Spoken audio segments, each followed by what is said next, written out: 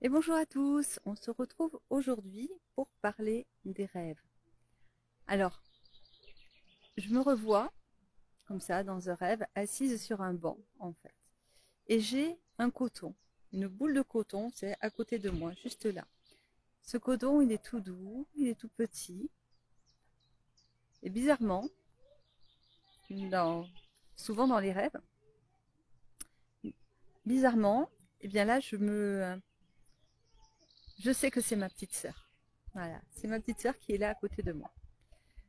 Eh bien voilà, j'aborde ce thème aujourd'hui parce que justement j'écris sur une période de ma vie où j'ai en fait découvert la psychanalyse. Donc, hier matin j'étais donc sur l'écriture de mon livre et donc du coup j'expliquais un peu bien voilà tout ça, comment voilà, je m'étais tournée vers la psychanalyse et que du coup j'ai découvert tout ce monde onirique, le monde du rêve et à quel point il pouvait être important en fait pour se rencontrer, pour se découvrir, pour avancer dans un développement personnel.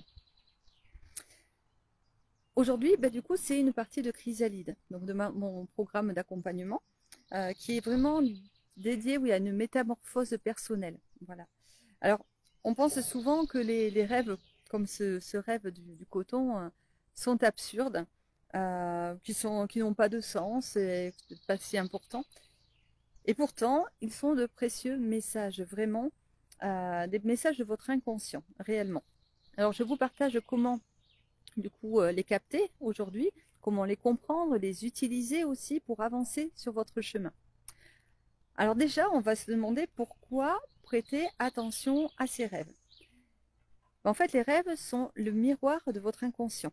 Voilà, donc si vous voulez comprendre votre inconscient, écoutez vos rêves. Il,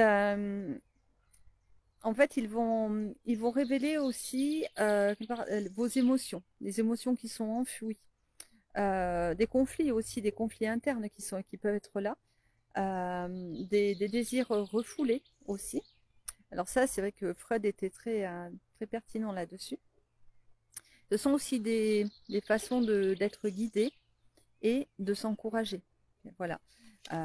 On a des rêves parfois qui sont très très forts, comme moi, que j'ai fait avant d'avoir mon fils Thibaut, où du coup, quoi, je le voyais étendre son linge. J'étais à 8 mois de grossesse, on devait me déclencher l'accouchement, mais je ne savais même pas pourquoi, parce qu'il n'y avait aucune raison.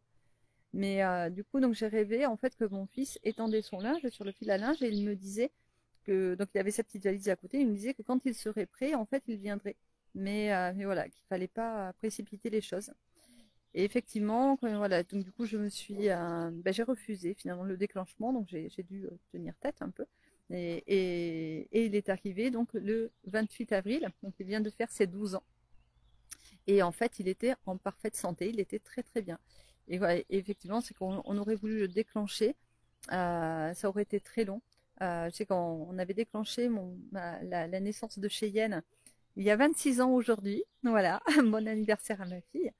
Et donc, en fait, quand ce déclenchement a été extrêmement compliqué, extrêmement long, avec des forceps et tout ça, parce qu'elle n'était pas prête, tout simplement. Elle aurait pu attendre 15 jours de plus, ça aurait été pas mal. Mais c'est vrai que c'était effectivement un gros bébé, mais comme était gros aussi mon fils. Et donc voilà, ce sont des enfants finalement qui, si on laisse faire les choses naturellement, viennent beaucoup plus facilement au monde. C'est vrai que mon fils est arrivé en 10 minutes, hein, au final, voilà, il n'y a pas eu du tout de problème à ce niveau-là, du fait qu'il soit un peu corpulent. Bon, c'est pas non plus, c'était pas ouf, hein, voilà, il fait presque 4 kilos, bon, c'était en tout cas une naissance facile. Et vous voyez, j'ai fait ce rêve-là qui a été pour moi euh, vraiment un guide à ce moment-là. Voilà. Vous avez peut-être vous aussi eu des rêves comme ça qui ont pu vous permettre de vous guider. Voilà. Alors, on peut avoir aussi des difficultés un peu à se souvenir de ses rêves. Alors, ça aussi. Alors, comment on va aller collecter ses rêves? Alors, en fait, déjà, il s'agit d'avoir un carnet, déjà, un carnet de rêves, donc près du lit, un carnet et un stylo, donc pour pouvoir les noter. Alors ensuite, on va aller se reprogrammer, se programmer en fait avant de dormir, déjà avant de se coucher. Donc on va parler à notre inconscient et lui dire que ok, cette nuit, on va rêver et demain matin se souvenir au réveil de nos rêves. Et puis ensuite, donc du coup, on va les noter dès le réveil. Donc on va les noter sans les interpréter surtout. Mais justement, on peut aussi se réveiller peut-être dans la nuit comme ça, voilà, avec un souvenir un épisode de rêve. Du coup, là, on peut l'écrire et on se rendort de la même façon. Donc voilà, on va faire ça. Et puis on peut aussi donc noter les émotions que l'on ressent. Il y a parfois des choses très fortes qui sont là, des mots, peut-être des symboles, des couleurs aussi, des personnes, des lieux particuliers. Voilà, parfois on voit un lieu, on sait que c'est ce lieu-là, mais finalement quand on le voit, c'est pas du tout ça. Ou pareil, sur les personnages ne ressemblent pas du tout à alors, à ceux que l'on connaît, mais on sait que c'est eux quand même, comme mon histoire du coton, vous voyez. Parfois, on voit une personne, on voit un homme un peu corpulent, alors qu'on sait qu'il représente un copain à nous et qui est pourtant un petit et fin, quoi, par exemple, voilà. Ou il a un chien alors qu'il n'a jamais eu de chien, voilà. Mais voilà, donc du coup, tout ça, ce sont des choses que l'on va noter. Alors, surtout, on ne va pas les décoder sur le moment, voilà. Ensuite, pour les décoder, en fait, il n'y a pas il faut pas faire une interprétation avec une signification universelle. C'est vraiment très personnel en général. Bon, après, il y a quand même ce que l'on appelle des archétypes qui sont là, et c'est vrai qui vont venir quoi, représenter des choses, comme par exemple les symboles récurrents comme l'eau. L'eau, on sait que c'est de l'émotionnel. La maison, on sait qu'elle nous représente à nous, c'est soi. Moi, c'est souvent que j'ai eu rêvé de maison avec plein de pièces, de pièces pour dormir d'ailleurs. Et je sais que c'est mon intérieur, c'est que je suis remplie de plein de possibilités finalement. Donc voilà, il y a aussi les personnes qui représentent finalement chacune une facette de soi en réalité. Donc dans le rêve, alors ça peut être dérangeant d'ailleurs quand on fait des rêves qui nous perturbent, qui sont très dérangeants et ça arrive. Enfin, des choses où ça va venir on va être gêné et avoir honte même de ce qu'on a rêvé. Et finalement, en fait, c'est que les personnes dans notre rêve représentent des facettes de nous qui viennent simplement révéler des choses. Voilà. Et c'est toujours dans la bienveillance, en fait, bon, même si ça paraît assez énorme parfois. On peut rêver aussi pour faire des décompensations. Ça peut lancer des alertes aussi sur des peurs ou des dangers, des choses que l'on ressent mais qu'on ne va pas nécessairement mettre en conscience.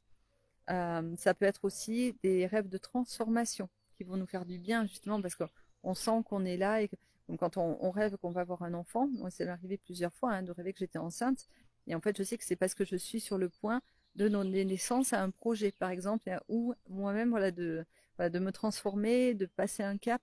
Voilà, je suis en train de comprendre des choses. Donc voilà, tout ça, donc c'est une partie donc de Chrysalide, alors, qui est un programme d'accompagnement pour se libérer de son passé et vraiment s'épanouir.